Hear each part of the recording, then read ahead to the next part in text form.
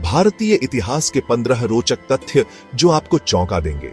नमस्कार दोस्तों, स्वागत है आपका इस रोमांचक सफर में, जहां हम उठाएंगे भारतीय इतिहास के पन्ने और जानेंगे कुछ ऐसे रोचक तथ्य जो आपको सोचने पर मजबूर कर देंगे। जी हां, आज हम आपके लिए लाए हैं 15 ऐसे अनसुने किस्से, ऐसी बातें जो शायद ही आपने पहले कभी सुनी होंगी।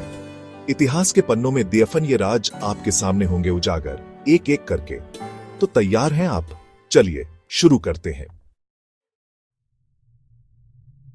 दोस्तों, हमारे देश भारत का इतिहास बहुत ही प्राचीन है।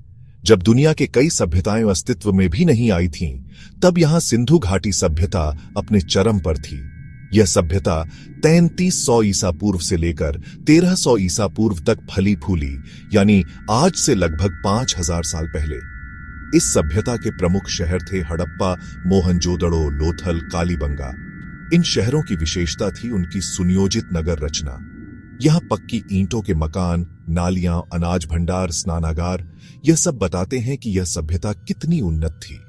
मोहनजोदड़ो का विशाल स्नानागार, हड़प्पा की नृत्य मुद्रा वाली प्रसिद्ध मूर्ति, लोथल का बंदरगाह, ये सब इस बात के गवाह हैं कि सिंधु घाटी सभ्यता अपने समय से कितनी आगे थी। दोस्तों, क्या आप जानते हैं चाणक्य को? चाणक्य, जिन्हें कौटिल्य के नाम से भी जाना जाता है, एक महान विद्वान, एक कुशल रणनीतिकार और एक दूरदर्शी नेता थे। उन्होंने ही चंद्रगुप्त मौर्य को एक साधारण बालक से सम्राट बनाया और मौर्य साम्राज्य की नींव रखी।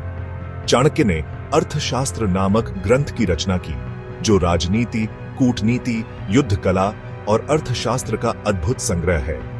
यह ग्रंथ आज भी उतना ही प्रासंगिक है जितना सदियों पहले था। चाणक्य की नीतियां, उनकी रणनीतियां और उनका दूरदर्शी नेतृत्व आज भी हमें प्रेरित करते हैं।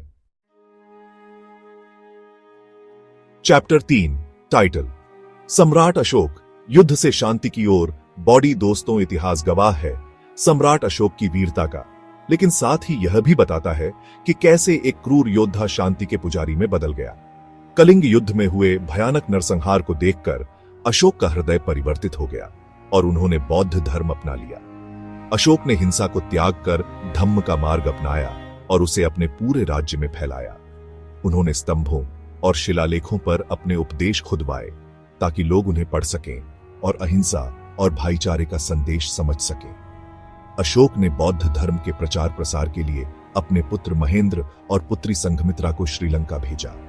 इस प्रकार अशोक ने न केवल भारत बल्कि दुनिया को शांति और अहिंसा का संदेश दिया। चैप्टर 4, टाइटल, नालंदा विश्वविद्यालय, ज्ञान का प्राचीन मंदिर। बॉडी दोस्तों, क्या आप जानते हैं कि विश्व का पहला आवासीय विश्वविद्यालय कहां स्थापित हुआ था? जी हां, यह गौरव प्राप्त है हमारे देश भारत को। 5वीं शताब्दी में स्थापित नालंदा विश्वविद्यालय अपने समय का एक अद्वितीय शिक्षा केंद्र था।